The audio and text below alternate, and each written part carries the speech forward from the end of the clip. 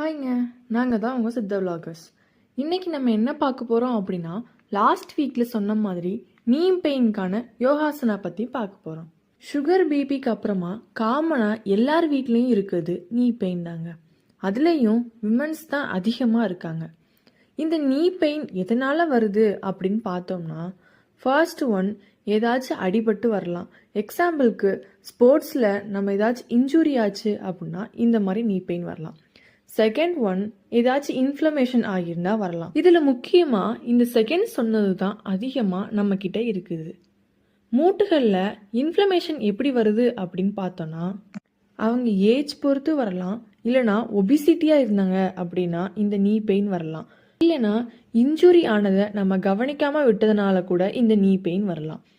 மூட்டுகளை சுற்றி இருக்கக்கூடிய muscle weakness ஆனாலும் வரலாம். இல்லைனா ஓவர் யூஸ் பண்ணி, அதாவது ஸ்டெப்ஸ் அதிகமாக ஏறுறவங்க அப்படின்னா இந்த நீ பெயின் வரலாம்.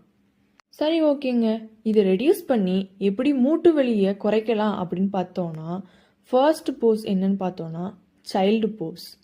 Second pose bridge pose. Third one low lunge pose. Fourth one warrior pose. Fifth one tree pose. Sixth one downward facing dog pose. இந்த 6 போசஸ் தாங்க நீ பெயினை ரெடியூஸ் பண்ண ஹெல்ப் பண்ணுது.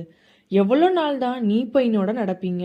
30 மினிட்ஸ் ஸ்பெண்ட் பண்ணால் நாமளும் ஜாலியாக ஃப்ரீயாக உட்காந்து எழுந்து நடந்து போகலாமே.